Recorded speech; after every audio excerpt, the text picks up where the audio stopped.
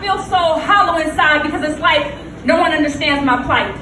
The words I write, they don't bring life to the emotions that are bottled up inside. If I speak, I'm heard, but when I try to speak, my words escape me. My voice can't bring forth the fruits of my thoughts. Am I lost?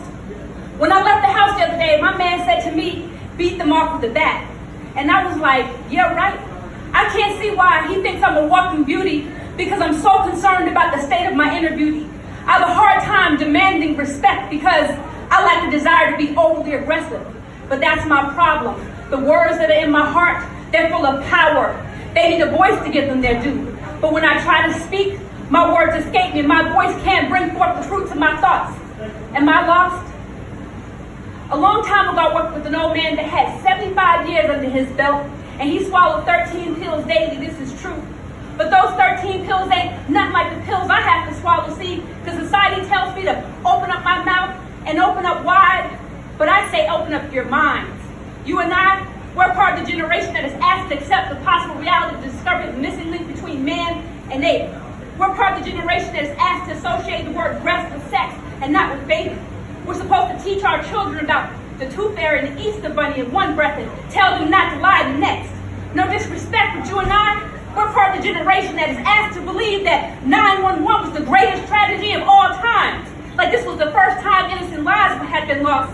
But what about the murder of millions of brown-eyed brothers and sisters whose bones are at the bottom of some ocean somewhere?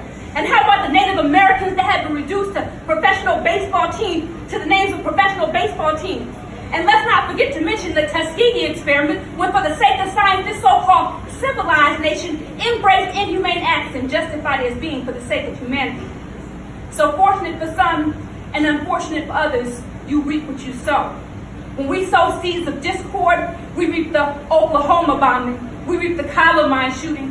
When we sow seeds of racial inequality and we pump up the idea of America, the great civilized society, we reap police brutality, we reap the Amadou Diallos, we reap the nameless inner city so-called bad boys whose only claim to fame is the cars they drive, the girls they screw, and the jail time they spent that made them hard. Yeah, it's hard to swallow. It's hard to swallow the statistical ratio of black men in jail compared to college, but I guess that's just another pill, right?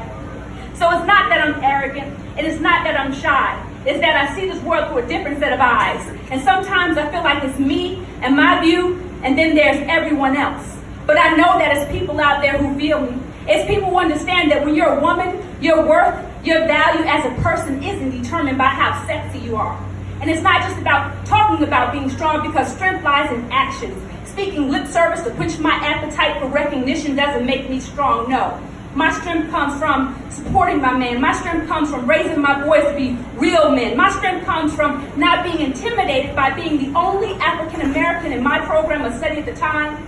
My strength is expressed in my unwillingness to bow down to the conditions of work the American society places on me. Because I don't have to be first, and I don't have to be last. My hair don't have to be straight, and my nails don't need to be painted. My college degrees aren't what makes me intelligent. I can think for myself and speak for myself. I can choose to swallow the pills placed before me, or I can choose to push them aside. I can accept the responsibility of earning respect, and I can strive to be beautiful inside and out.